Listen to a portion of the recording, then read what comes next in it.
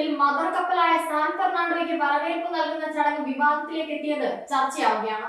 പ്രതിപക്ഷ നേതാവിനെയും പ്രധാനപ്പെട്ട മറ്റ് നേതാക്കളെയും മദർഷിപ്പിന് സ്വീകരണം നൽകുന്ന ചടങ്ങിലേക്ക് ക്ഷണിച്ചില്ലെന്ന വിഷയമാണ് വിവാദമുണ്ടാക്കിയത്. നൂറ്റാണ്ടുകൾക്ക് ശേഷം ലോക സമുദ്ര വ്യാപാര പാതയിലേക്ക് വിഴിഞ്ഞം തുറമുഖം വീണ്ടും വിട തുറക്കുകയാണ്. പുരാതന കാലത്ത് ആ രാജാക്കന്മാരുടെ തുറമുഖ നഗരവും സൈനിക കേന്ദ്രവുമായിരുന്ന വിഴിഞ്ഞം തുറമുഖത്തിന്റെ ആധുനിക കാല സാധ്യതകൾ തിരിച്ചറിഞ്ഞതും തുറമുഖം വികസിപ്പിക്കുന്നതിന് നടപടികൾ ആരംഭിച്ചതും സ്വാതന്ത്ര്യത്തിന് മുൻപാണ്. എന്നാൽ തുടർന്ന് കേരളം ഭരിച്ച ജനാധിപത്യ സർക്കാരുകൾ പതിറ്റാണ്ടുകളോളമാണ് പദ്ധതി ചവറ്റുകൊട്ടയിലേക്ക് ഇട്ടിരുന്നത്.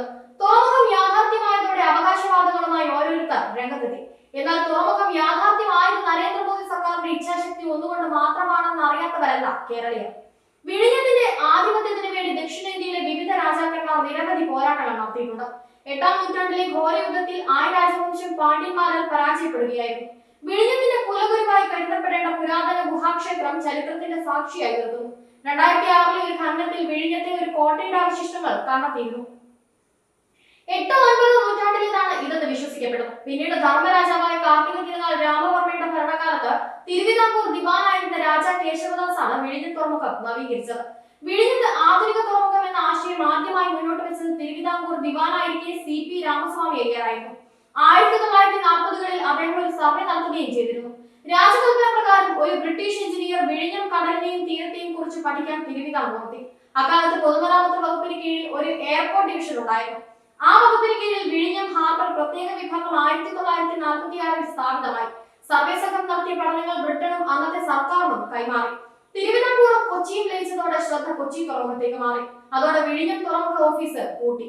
AK ആന്റണി പ്രതിരോധ മന്ത്രിയായിരുന്നപ്പോൾ വിഴിഞ്ഞം തുറമുഖ പദ്ധതിക്ക് കേന്ദ്ര പ്രതിരോധ മന്ത്രാലയത്തിന്റെ അനുമതി ലഭിച്ചു. ഹൈദരാബാദിലെ ലാൻകോ കോണ്ടാർമലി കമ്പനിയുടെ ഉടമസ്ഥതയിലുള്ള കൺസോർഷ്യത്തിന് തുറമുഖം വികസിപ്പിക്കുന്നതിനുള്ള അനുമതി ലഭ്യമായി. ലാൻകോ ഇൻഫ്രാടെക്, മലേഷ്യൻ കമ്പനിയായ പെമ്പിന റസായി എന്നീ പേരുകളും പിൽക്കാലത്ത് ഉയർന്നു വന്നു. പദ്ധതി വീണ്ടും ഇഴഞ്ഞു നീങ്ങി. ഇതിനിടയിൽ ചൈനീസ് കമ്പനിയുടെ താല്പര്യവും ചർച്ചാ വിഷയമായി. കേരളത്തിലെ ഇടത് സർക്കാരിന്റെ താല്പര്യം ചൈനീസ് കമ്പനിയോടായിരുന്നു. PPP മാതൃകയിൽ വിളിച്ച 2 റൗണ്ട് ലേലങ്ങളും ടെൻഡറുകളും പരാജയപ്പെട്ടു. കേന്ദ്രത്തിൽ നിന്ന് സുരക്ഷാ അനുമതി ലഭിക്കാത്ത ചൈനീസ് കമ്പനിക്കാണ് ആദ്യ റൗണ്ട് അനുമതി ലഭിച്ചത്. 2-ാം റൗണ്ട് ആദ്യം ലാംഗോ ഗ്രൂപ്പിന് ലഭിച്ചു. ഹൈക്കോടതിയിൽ വിഷയമെത്തിയതോടെ ലാംഗോ ഗ്രൂപ്പ് പിൻവാങ്ങി.